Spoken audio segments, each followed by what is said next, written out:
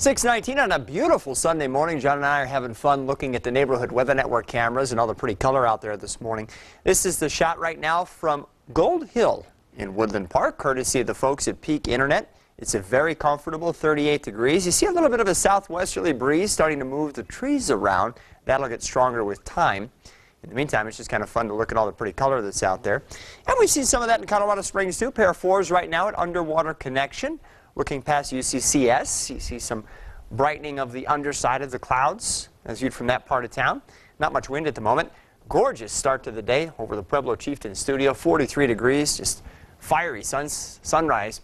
And again, right now anyway, not much wind, so glad to be able to report that. Temperatures are milder than they were this time yesterday, especially on the far eastern plains where we actually had some areas in the teens. But 30s and 40s dominate the map right now at lower elevations. You have to get all the way up to Gunnison to find the cold air, and up there it's only 1.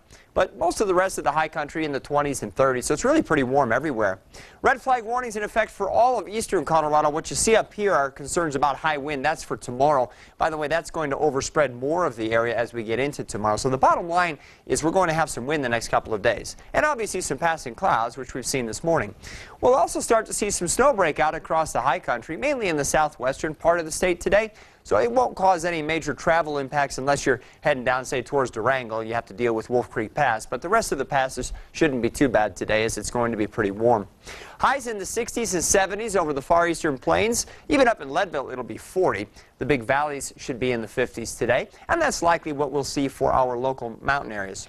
Overnight tonight, we'll continue with the snow, which actually might get a little bit more widespread this evening before winding down late tonight. Again, we keep that all bottled up across the high country, but it's indicative of some cooler air that's coming our way. That's going to work into the area late tonight and tomorrow. And what it probably means, besides the obvious cool-off, is that the wind is going to continue to increase in strength. Overnight tonight, that'll be strongest over and near the mountains. Then during the day tomorrow, we're kind of looking to get raked with wind. So I think wind speeds tomorrow will be 15 to 30 miles an hour, gusting over 40 at times, and that'll be true here at lower elevations. The gusts could be over 50 miles an hour on the higher terrain tomorrow. So with highs only in the 40s and that much wind, tomorrow looks like a very blustery day.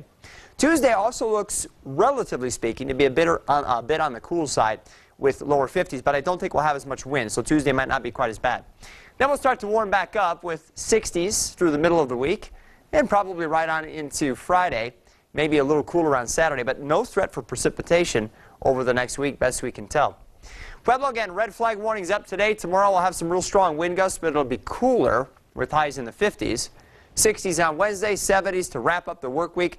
Coming down a little bit on Saturday. The one consistent thing for the next 7 days, going to be periods of wind, at times annoyingly strong, hopefully not damaging, but real strong for sure. Canyon City, look for temperatures to be in the 60s today, then 50s tomorrow and Tuesday. We'll warm back up to near 70 by Thursday and Friday before cooling a little Saturday.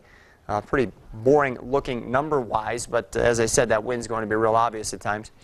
And in Teller County, we'll go for 50s today, upper 30s tomorrow, and again, real blustery strong wind tomorrow. Could be gusting over 50 miles an hour at times. The wind should back off on Tuesday, which will be a relief, and then we'll start warming up through the end of the week.